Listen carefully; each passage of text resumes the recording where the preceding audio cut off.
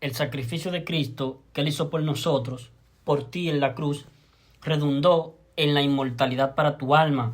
La inmortalidad porque en 2 de Timoteo 1:10, habiendo dicho Dios previamente, el alma que pecare, esa morirá, Ezequiel 18:4, dijo también Dios, oh muerte, yo seré tu muerte. Oseas capítulo 13, versículo 14. El alma que pecare, esa morirá. Mas, oh muerte, yo seré tu muerte. Que quede abolida la muerte contra el alma. Que cuando el alma cometa pecados, ya no sea condenada a la muerte. Inmortalidad, vida eterna para el alma. 2 de Timoteo 1:10. Pero manifestada ahora, ¿qué fue manifestada de parte del Señor? Su gracia, recibir gratuitamente, sin que nosotros hagamos nada, absolutamente nada, solamente creer, sin que dejemos de pecar, No, si ya no sirve eso. Si tú dejas de pecar, ya no sirve, ya pecaste ya. Si tú dejas de pecar, ya no te sirve, porque ya pecaste, ya cometiste un pecado y tienes que ir al lago de fuego, porque el pecado únicamente se sentencia y se condena con la muerte del alma. Si tú cometiste un pecado y después ya no peca más, no te sirve, porque ya pecaste.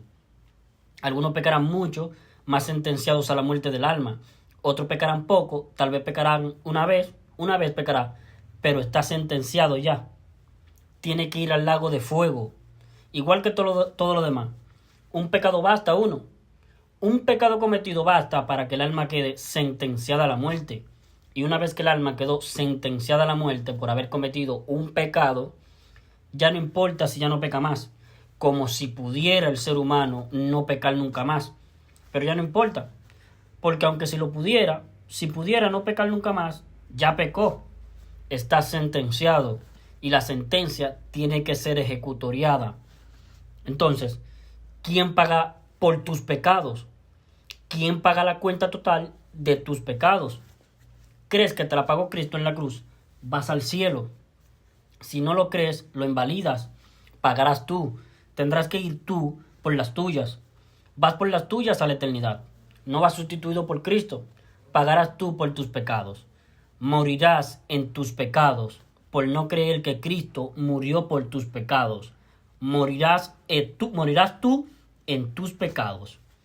¿Tú crees que Cristo pagó la cuenta total, final, de todos tus pecados y así te salvó? Y así cumplió la promesa que Él nos hizo, darnos vida eterna. Vas al cielo por tu fe en Cristo, por tu fe en el Evangelio, por tu fe en la gracia. Efesios capítulo 2, versículo 8 y 9. Leemos, porque por gracia, de parte del Señor, porque por gracia habéis sido salvados mediante la fe. Tu fe en la gracia de Dios. Porque por gracia habéis sido salvados mediante la fe. Y esto, la gracia de Dios, no proviene de vosotros, pues de Dios es el don, no por obra para que nadie se jacte en su presencia. Entonces, ¿qué es lo que es ser un pagano? Tener una actitud pagana es propio de un incrédulo a Cristo, que no ha creído que Cristo le dio la vida eterna, y como no lo ha creído, él quiere pagar por sus pecados con moneda falsa, falsas monedas que no sirven. ¿Cuáles son las falsas monedas? Yo dejo de ser tibio. No te sirve porque pecaste. No importa que tú dejes de ser tibio, al morir te vas al infierno a pagar tú por tus pecados, porque los pecados tuyos tienes que pagarlos con la muerte de tu alma. Yo pago por mis pecados, viviendo una vida en santidad. Hebreos 12:14. Seguid la paz con todo y la santidad, sin la cual nadie verá al Señor. Expliquemos. La palabra santidad significa cualidad de santo. El significado etimológico de la palabra santidad es cualidad de santo. Y santo significa apartado por Dios, que Dios lo tomó y lo apartó para Él. Santo, apartado. La expresión es la santidad. Esa es la expresión de Hebreos 12:14.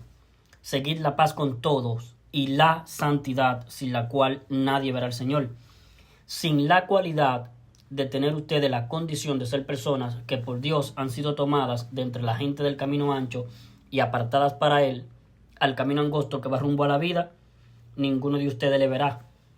Sin la cualidad de ser personas que por Dios han sido tomadas de entre la gente del camino ancho y apartadas para Él, al camino angosto que va rumbo a la vida, ninguno de ustedes le verá. Sin la santidad, sin la cualidad, sin la santidad, la cualidad de santo, de ser una persona que por Dios ha sido tomada y apartada para Él, ninguno de ustedes le verá. Y lo único que Dios le toma en cuenta a una persona para tomarla, elegirla, seleccionarla y apartarla para Él, es su fe. Su fe en lo que hizo Cristo por nosotros en la cruz y nada más. No nos está tomando en cuenta el Señor los pecados nuestros, porque los pecados nuestros los cargó Cristo, los asumió Él. Entonces, ya no nos está tomando el Señor en cuenta nuestros pecados. En 2 Corintios 5:19 dice que Dios estaba en Cristo reconciliando consigo al mundo, no tomándoles en cuenta a los hombres sus pecados. ¿Y por qué? ¿Por qué no le está tomando en cuenta a Dios a los hombres sus pecados? Porque los pecados de los hombres, de ustedes, de mí, los asumió Cristo para Él pagarlo en vez de nosotros, porque si no, lo tendríamos que pagar nosotros, y si lo pagamos nosotros, lo pagamos con la muerte de nuestras almas. Entonces, para que no lo pagásemos nosotros, los pecados nuestros, con la muerte de nuestras almas, Cristo los asumió, como si Él los hubiese cometido, y Él los pagó con la muerte de su alma. Lo que pasa es que Él volvió a vivir, porque es inmortal. Tampoco el Señor, para podernos tomar del camino ancho, en donde todos nosotros nacemos, y apartarnos para Él, al camino angosto, tampoco nos está tomando en cuenta nuestras obras buenas de justicia. En Tito capítulo 3 versículo 5 dice: nos salvó, no por obra de justicia que nosotros hubiésemos hecho, sino por su misericordia. O sea, ni obras buenas ni obras malas, ni obras de justicia, ni tampoco nuestros pecados. No los toma en cuenta el Señor. Lo único que nos toma en cuenta a cada uno de nosotros para podernos apartar, para podernos elegir de entre la gente del camino ancho y apartarnos para Él, al camino angosto que va rumbo a la vida, es nuestra fe en el sacrificio de Cristo, que le demos fe al hecho de que cuando Cristo en la cruz murió por nuestros pecados, cumplió Cristo la promesa que nos hizo, darnos vida eterna, nos salvó de nuestros pecados. Al morirnos, vamos al cielo. Cristo, Él pagó la entrada por la puerta estrecha al cielo. Para nosotros, la entrada es gratuita. Se entra por un paso de fe, creyendo, nada más que creyendo, que cuando Cristo murió por nuestros pecados, nos dio el cielo.